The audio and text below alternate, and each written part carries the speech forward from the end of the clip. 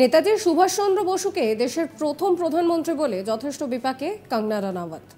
একটি বেসরকারি সংবাদ সংস্থাকে দেওয়া ইন্টারভিউতে এই কথা বলে বিতর্ককে উস্কে দেন অভিনেত্রী কঙ্গনা রানাওয়াত। এরপর থেকেই বিতর্কের সূত্রপাত।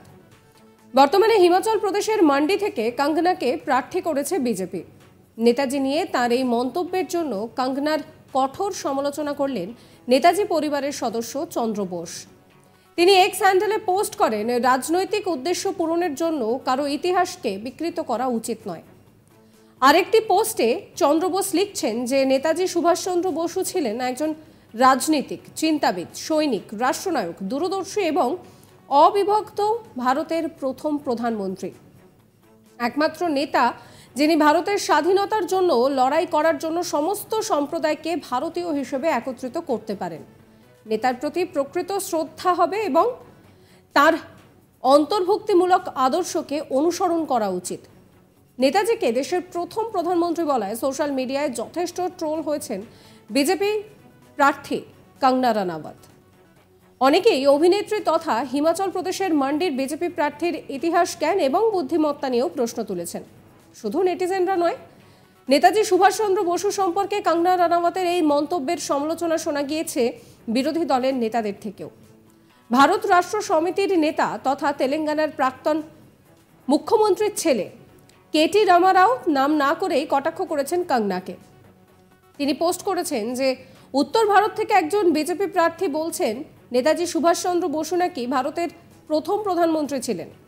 আবার দক্ষিণ ভারত থেকে একজন নেতা বলছেন মহাত্মা গান্ধী নাকি আমাদের প্রথম প্রধানমন্ত্রী ছিলেন। এরা কোথা থেকে গ্র্যাজুয়েশন করেছেন? প্রথমবার বিজেপিতে যোগ দিয়েই লোকসভার প্রার্থী হয়েছেন কঙ্গনা রানাওয়াত, আর প্রথমেই তিনি ফাউল করে বসে আছেন। যদিও কঙ্গনা বারবার মিডিয়ার সামনে বলছেন যে ছোট থেকেই তিনি নেতাজি সুভাষচন্দ্র বসুর আদর্শে বড় হয়েছেন, কিন্তু ভোটের আগে নেতাজির মতো মনীষীকে নিয়ে এই ধরনের বেফাঁস মন্তব্য করে যথেষ্ট বিপাকে পড়েছেন অভিনেত্রী তথা বিজেপি প্রার্থী কঙ্গনা রানাওয়াত।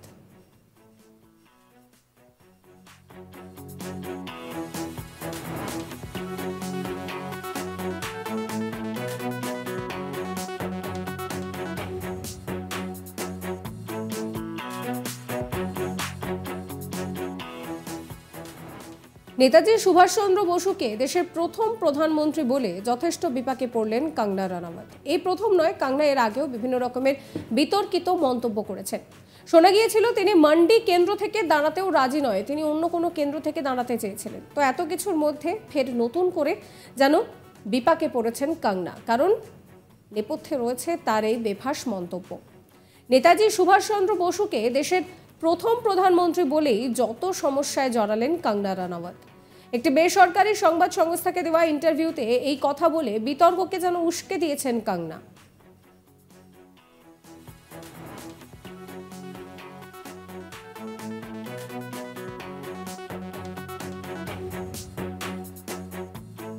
বর্তমানে হিমাচল প্রদেশের মান্ডি থেকে কঙ্গনাকে প্রার্থী করেছে বিজেপি। নেতাজি নিয়ে তার এই মন্তব্যের জন্য কঙ্গনার কঠোর সমালোচনা করলেন নেতাজি পরিবারের সদস্য চন্দ্র বোস। তিনি এক্স হ্যান্ডেলে পোস্ট করেছেন যে রাজনৈতিক উদ্দেশ্য পূরণের জন্য কারো ইতিহাসকে বিকৃত করা উচিত নয়।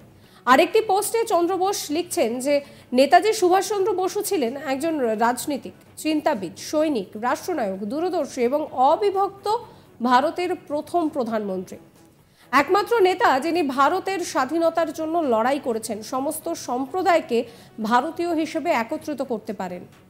নেতার প্রতি প্রকৃত শ্রদ্ধা রাখতে হবে এবং তার অন্তর্ভুক্তিমূলক আদর্শগুলিকে অনুসরণ করে চলতে হবে।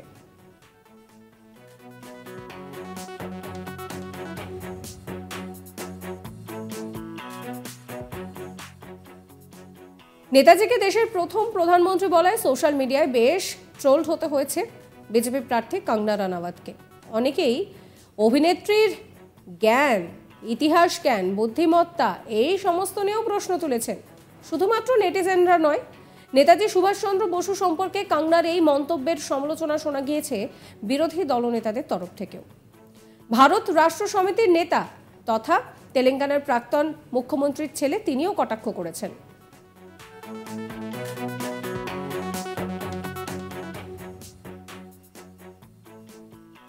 সাবস্ক্রাইব করবেন আজ তাক বাংলার ইউটিউব চ্যানেলকে, ফলো করবেন হোয়াটসঅ্যাপ চ্যানেল।